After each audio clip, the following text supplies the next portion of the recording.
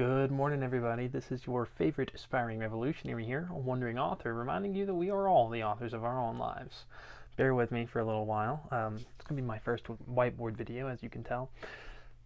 Today we're going to be talking about Aristotelian magnificence. Now, I chose this topic to be my first whiteboard video because it's too funny. Magnificent and magnificence has a much different connotation today than it did back in Aristotle's time.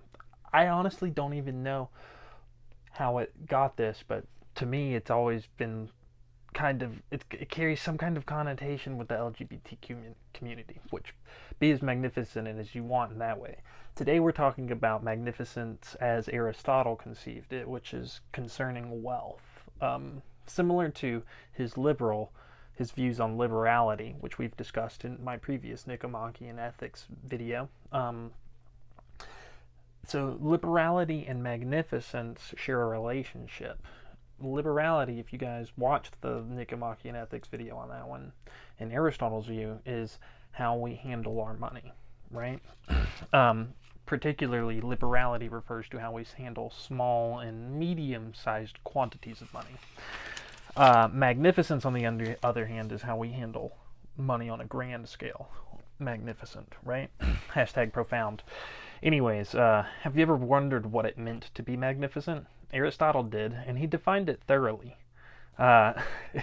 So, like I said, it is concerned with wealth, and we contrast it with liberality. Later on in the Nicomachean Ethics, we're going to go to greatness of soul, magnanimity, and ambition, and he contrasts both of those, ambition and greatness of soul, in a similar way that magnificence contrasts with liberality, whereas ambition and greatness of soul have to do with honor instead of wealth. So magnificence is how we handle large quantities of wealth. It's a virtue related to the spending of it. Also, it refers to spending on a grand scale, particularly when it's motivated by the public spirit, like the community, right? Greatness is relative, though, so don't worry about the absolute scale of things. You don't have to throw the Super Bowl to be magnificent in Aristotle's view. Here's a good quote from him, not on the whiteboard. An outlay that would be great for a person fitting out a galley, basically an entry-level serviceman in the Navy, would not be great for one equipping a state pilgrimage.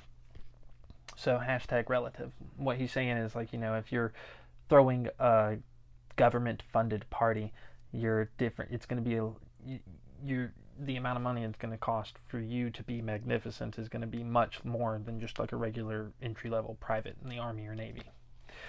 And this quote's actually on here. For though the magnificent man is liberal, the liberal man is not necessarily magnificent. And what that's getting at is, again, remember, liberality and magnificence, in Aristotle's view, these are both related to how we handle money. Liberality is small amounts of money, magnificence big. So you can be liberal, as in you can be virtuous with your money in a small and medium-sized way, but not have the resources to necessarily be magnificent. You can't be magnificent if you're poor, and Aristotle actually says that too. I will get to it here in a minute. So actually reading his work is surprisingly funny at times, and I'm not sure if it's the translation or what, but when I was taking the notes for this, it was actually making me laugh. So if you're deficient, and remember, Aristotle places all virtues on a scale where right here in the middle is magnificence, and that's perfect. That's what you're aiming for. And then on the deficit, if you're not magnificent enough, you're what he calls a paltry man. Now, if you're too magnificent, if you're overly magnificent, and you have an excess, then you're vulgar or want of taste. Like this, want of taste. So again, even the words he used to describe it's hashtag savage, right? The latter vices make a great display on the wrong occasion and in the wrong way. So vulgar people are people that spend too much money, they throw too big of a party for no good reason, and their parties aren't even good, in Aristotle's view. Again, this is actually what he's talking about in his book, The Nicomachean Ethics. The magnificent man is an artist in expenditure. He can discern what is suitable and spend great sums with good taste.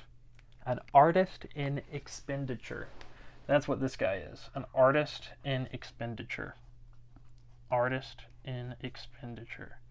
And that's Aristotle's words, so you know it's true. So,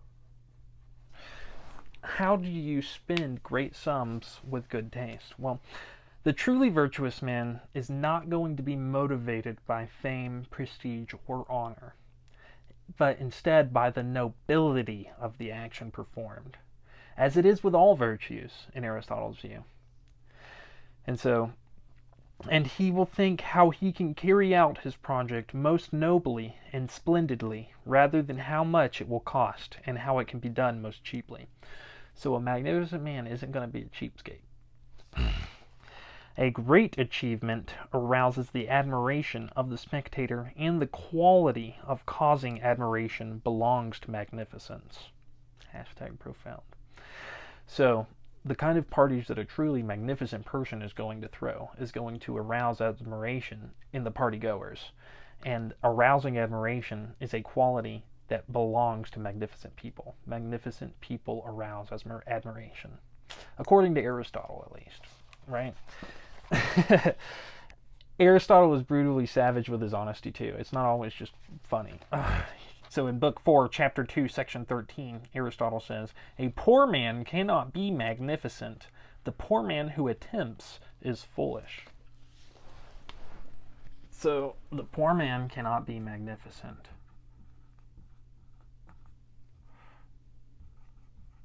Aristotle.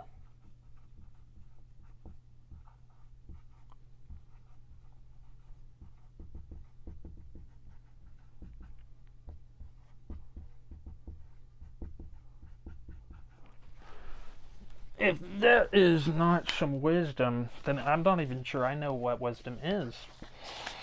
Now, he does go on to say that your bloodline matters, so keep your bloodline pure, right, according to Aristotle. Quoting, "Great public benefaction is suitable for those who have adequate resources, derived from their own exertions or from their ancestors or connections, and for the high-born and famous, since birth and fame all have an element of greatness and distinction." So, he's saying that you've got to be part of the nobility to be magnificent, unfortunately. He's a gatekeeper. Now, let's turn our attention towards the vulgar man. This guy is the vulgar man is the excess of this virtue. And he's the guy who spends beyond what is right and makes a tasteless display on unimportant occasions. And those words are straight from Aristotle's mouth. He gives a dinner to his club on the scale of a wedding banquet. That's a quote. Book 4, Chapter 2, Section 20. So if you're giving a book, if you're hosting extravagant dinners for no good reason, then you're being vulgar.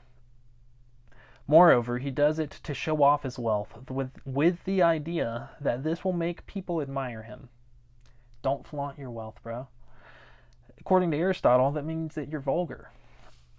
And then we'll end with the paltry man who errs. This is if you have a deficit in magnificence.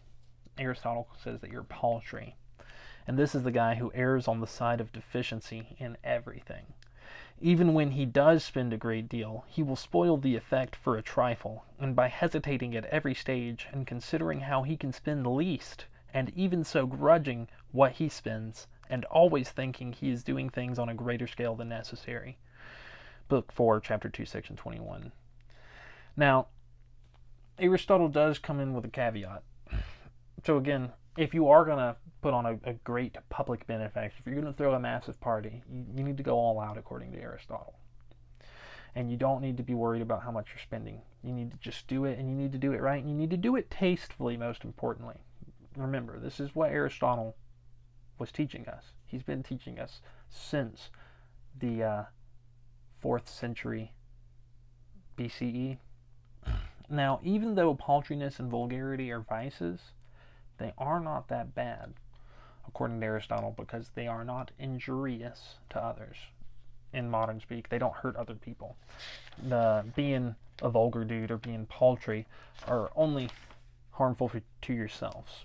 Now, tomorrow we will go over greatness of soul, or magnanimity. Greatness of soul. This is my idea book. But yeah, the magnificent man is an artist in expenditure. Remember, you get peak magnificence in between vulgarity and paltriness. Great sums. Yeah. So, this is a wandering author here, reminding you that we are all the authors of our own lives. With a little bit of luck and a dash of noble blood, we can all be magnificent in Aristotle's eyes. As always, my message remains the same. Spend less, live more, earn your freedom with frugality. What are you guys doing in order to inspire, uplift, and empower your community today? Because this world isn't changing unless we all do our part. You can count on me to do mine daily.